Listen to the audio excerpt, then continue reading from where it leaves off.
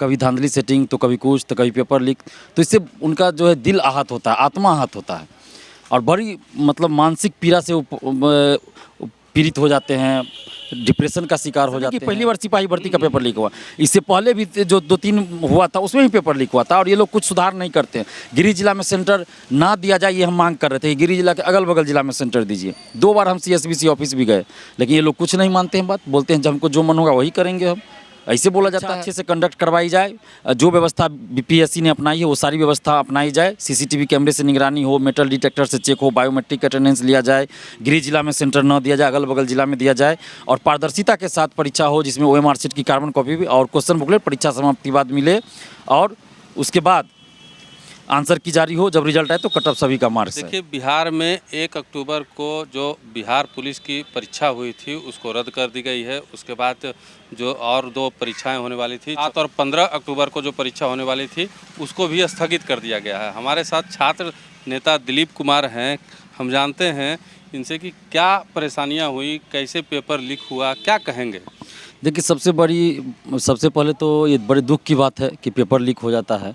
परीक्षार्थी पढ़ाई करके जाते हैं ईमानदारी से, उनको रहता है कि भाई ईमानदारी से हम परीक्षा देंगे, हमारा सिलेक्शन होगा, लेकिन कभी धांधली सेटिंग तो कभी कुछ तो कभी पेपर लीक, तो इससे उनका जो है दिल आहत होता है, आत्मा आहत होता है और बड़ी मतलब मानसिक पीड़ा से पीड़ित हो जाते हैं, डिप्रेशन का शिकार हो जाते हैं। फिर उनको भरोसा नहीं होता कि अगली बार ऐसा नहीं होगा, लगता है कि फिर अगली बार देंगे परीक्षा फिर कई पेपर लीक हो जाएगा।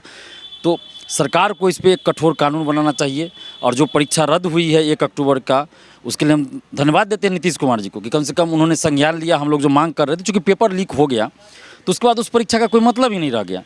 ये तो जांच का विषय है ना, कौन शिक्षा माफिया शामिल है इसमें, क्या है नहीं है, वो सब जांच कीजिए, उसको सजा दीजिए। लेकिन सबसे पहले आपको पेपर लीक हुआ तो परीक्षा का कोई मतलब नहीं रहा। इसलिए हम लोग मांग कर रहे थे कि 1 अक्टूबर की परीक्षा को तो रद्द करवे कीजिए, 7 और 15 वाला भी स्थगित कीजिए, क्योंकि जो लोग 1 अक्टूबर में सेंध लगा लिए वो तो 7 और 15 में भी सेंध लगा लिए होंगे। तो इसलिए परीक्षा को आप नए स्तर से लीजिए, उसमें पूरी ये पारदर्शिता लाइए और जो व्यवस्था BPSC ने अपनाई है धांधली सेटिंग पेपर लीक रोकने के लिए वो सारी व्यवस्था कीजिए।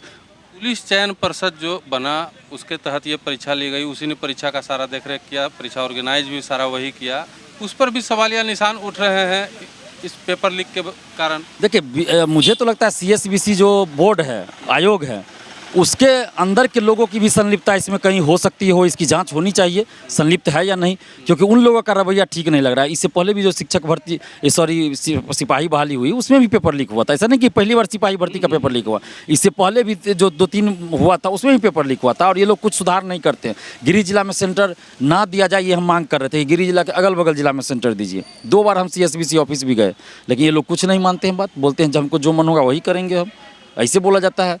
आपको कोर्ट जाना है कोर्ट जाइए, जीतेंगे हम ही लोग कोर्ट से भी।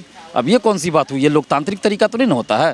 पीस तो इसमें विद्यार्थी रहे हैं, बिल्कुल विद्यार्थी जो मेधावी है वो पीस रहे हैं, नुकसान हो रहा है, सरकार को भी नुकसान हो रहा है। अगर दोबारा परीक्षा कंडक्ट करवाया जाएगा तो करोड़ों रुपया खर्च होता है ना, तो सरकार को भी तो नुकसान ही हो रहा है ना, सरकार को भी इससे फ़ायदा नहीं है। हाँ, शिक्षा माफिया को फ़ायदा होता है, जब पेपर लीक करा लेते हैं लोग अरबों रुपये कमा लेते हैं। तो इसलिए CSBC के चेयरमैन को हटाया जाना चाहिए। मुझे इनका सही नहीं लगता है कार्य करने का तरीका। इसके सिंघल जी बिल्कुल सही, एकदम बिल्कुल सही नहीं इनका।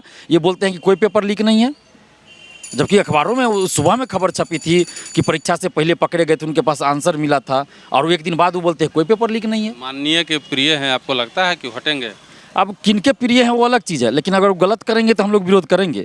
इससे पहले BPSC के भी परीक्षा नियंत्रक बहुत प्रिय थे बहुत लोगों के लिए, लेकिन हम लोग गलत वो कर रहे थे तो हम विरोध किए।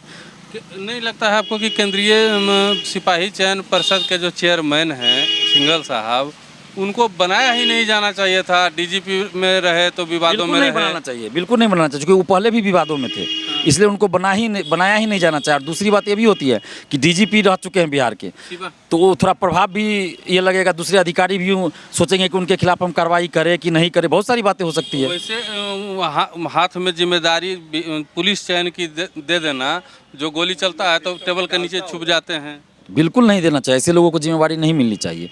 बिहार में अधिकारियों की कमी है क्या? और भी बहुत सारे अधिकारी हैं, उनको दिया जाना चाहिए। बिल्कुल गलत डिसीजन नीतीश कुमार जी का है, उनको CSBC का चेयरमैन नहीं बनाया जाना चाहिए, किसी और को बनाया जाए। हम तो अभी भी मांग करें इनको हटाया जाए। विद्यार्थियों का जो परीक्षार्थी हैं उनका क्या अगला कदम होने वाला है? परीक्षार्थी किस तो- तरह के गुस्से में हैं, चूँकि लंबे समय से तैयारी, काफ़ी मेहनत करके वो लोग परीक्षा दिए थे, उसके बाद उम्मीद उनका जो है ख़त्म। देखिए, परीक्षार्थी तो बहुत आक्रोशित थे और हम लोग आंदोलन करने वाले भी थे, अगले सप्ताह करते, चूँकि 7 को एग्ज़ाम होने वाली थी, तो इसलिए हम लोग वेट कर रहे थे कि 7 को एग्ज़ाम हो जाए, चूँकि एग्ज़ाम के बाद करते, लेकिन उससे पहले ही सरकार ने, और कल हम घोषणा भी करने वाले थे आंदोलन की, लेकिन लाइव आने से पहले ही 1-1.5-2 घंटा पहले ही कैंसिल कर दिया गया एग्ज़ाम, तो इसलिए फिर हम आंदोलन की घोषणा करने का कोई औचित्य नहीं है। लेकिन सरकार ने बात मान ली, हमने मांग किया था सरकार से कि 1 अक्टूबर की परीक्षा तो रद्द कीजिए, 7 और 15 को भी स्थगित कीजिए। सरकार ने हमारी बात मान ली, इसके लिए धन्यवाद देते हैं नीतीश कुमार जी को। CSBC तो लिपापोती करना चाह रही थी, हम धन्यवाद देते हैं नीतीश कुमार जी को और आर्थिक अपराध इकाई को। जो आर्थिक अपराध इकाई 2018-19 में था, वो अब नहीं है। ये आर्थिक अपराध इकाई जो अभी का है, पिछले 1.5 साल से, वो बहुत अच्छा है। और इनके जो हेड हैं नैयर हसनैन खान सर, SP हैं सुशील कुमार सर, ये लोग बहुत अच्छे से काम कर रहे हैं, और भी जो लोग हैं सब कर रहे हैं, ईमानदारी से काम कर रहे हैं और त्वरित कार्रवाई करते, संज्ञान लेते हैं। कोई भी जानकारी हम लोग देते हैं तो तुरंत उस पर संज्ञान लेते हैं। परीक्षार्थियों के नेता हैं आप, परीक्षार्थियों की क्या मांग है अब? परीक्षार्थियों की मांग यही है कि परीक्षा अच्छे से कंडक्ट करवाई जाए, जो व्यवस्था BPSC ने अपनाई है वो सारी व्यवस्था अपनाई जाए, CCTV कैमरे से निगरानी हो, मेटल डिटेक्टर से चेक हो, बायोमेट्रिक अटेंडेंस लिया जाए, गृह जिला में सेंटर न दिया जाए, अगल बगल जिला में दिया जाए, और पारदर्शिता के साथ परीक्षा हो, जिसमें OMR शीट की कार्बन कॉपी भी और क्वेश्चन बुकलेट परीक्षा समाप्ति बाद मिले, और उसके बाद आंसर की जारी हो, जब रिजल्ट आए तो कट ऑफ सभी का मार्क्स है। धन्यवाद आपका। जी, और कुछ छूटा है क्या? नहीं, हो गया, है? हो गया।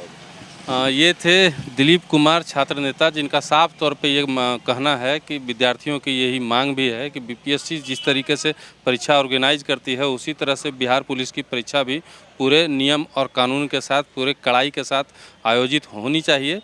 और क्या, बस ठीक है। हो गया, रुक जाए।